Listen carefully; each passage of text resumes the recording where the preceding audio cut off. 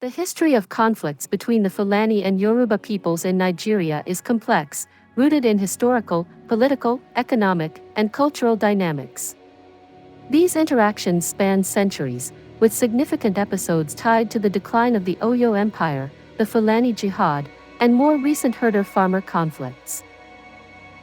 The Yoruba, concentrated in southwestern Nigeria, developed sophisticated city-states like Oyo, Ife, and Ibadan, with the Oyo Empire being a dominant power from the 16th to early 19th centuries.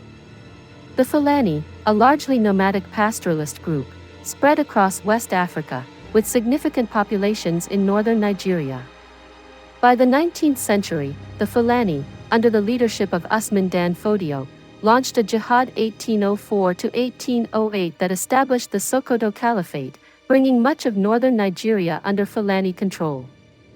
This jihad had profound effects on Yorubaland, particularly in its northern fringes, leading to direct confrontations. The decline of the Oyo Empire after the death of Alafin Abayadin in 1789 created a power vacuum, exacerbated by internal strife among Yoruba city-states and external pressures from the Fulani. The key flashpoint was Ilorin, a northern Yoruba city, which became a focal point of Fulani-Yoruba conflict.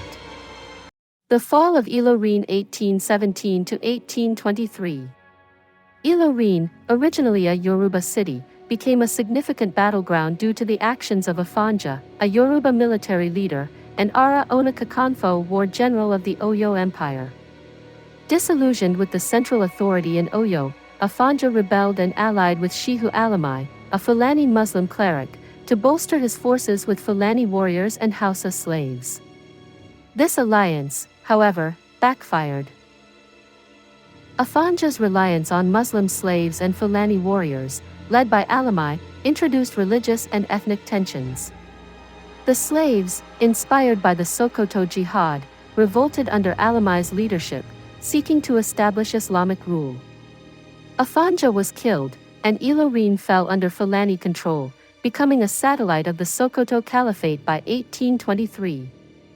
This marked a significant loss for the Yoruba, as Ilorin became a base for Fulani expansion southward. The fall of Ilorin shifted the balance of power, with the Fulani using it as a staging ground to attempt further incursions into Yorubaland, aiming to spread Islam and extend the Sokoto Caliphate's influence. The Owu War 1820s. The collapse of Oyo's central authority led to widespread conflicts among Yoruba city-states, compounded by Fulani raids.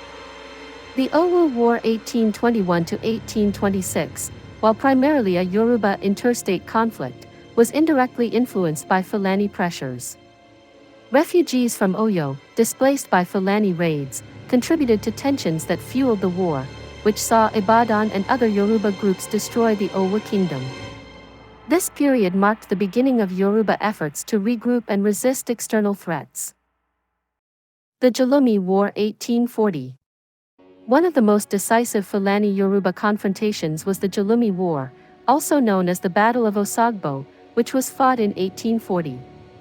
The Fulani, based in Ilorin, sought to extend their control deeper into Yorubaland, targeting towns like Osogbo. The Fulani, led by their cavalry, advanced on Osogbo but faced fierce resistance from a coalition of Yoruba forces, primarily from Ibadan and other southern Yoruba towns. The Yoruba leveraged their knowledge of the terrain, particularly the Oton River. According to oral traditions, the Yoruba cut off a key bridge, trapping the Fulani forces and driving them into the river, where many drowned or were defeated. This victory, often attributed to Ibadan's military prowess, halted the Fulani Jihad's southward expansion. The Mugba War 1840s. Following the Jalumi War, the Yoruba attempted to recapture Ilorin in the Mugba War, named after the locust beans soldiers subsisted on due to food shortages. This campaign involved a coalition of Yoruba forces and the Nupe, led by Magia II. However, the war was less successful. The Kiriji War 1877 to 1893. While primarily a Yoruba civil war between Ibadan and the Ekiti-Parapo coalition, eastern Yoruba groups like Ijesha, Ekiti, and Ijebu, the Kiriji War had indirect connections to Fulani influence. The conflict arose from Ibadan's attempts to dominate Yorubaland, partly motivated by the need to counter Fulani threats from Ilorin. Ilorin, under Fulani control, occasionally supported Ibadan's rivals, exacerbating tensions. The war saw Ibadan defending western Yoruba territories while facing resistance from eastern Yoruba groups seeking autonomy. The Kajiri War ended with a peace treaty in 1886, granting independence to the Ekiti Union. British intervention in 1893, following the war's devastation, led to Yorubaland becoming a British protectorate, partly due to exhaustion from internal and external conflicts. The Kiriji War weakened Yoruba unity, making the region vulnerable to British colonization, but it also preserved many eastern Yoruba kingdoms through the Ekiti-Parapo resistance. The Fulani conquest of Ilorin and the Yoruba Wars led to the creation of new Yoruba states like Ibadan, Abeokuta, and Ije, as well as the rise of influential figures such as Kurunmi, Ayo, and Ifunsidan Anuwura. These conflicts also expanded the slave trade, with captives sold to European traders or resettled as Christian converts in Sierra Leone.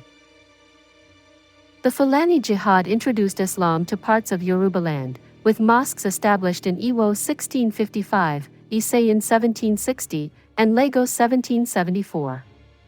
However, Yoruba resistance, particularly by groups like Ibadan, preserved traditional Yoruba religion and culture in many areas. The Fulani Yoruba conflicts, from the 19th century battles like Ilorin's fall and the Jalumi War to modern herder-farmer clashes, reflect a long history of competition over power, land, and resources.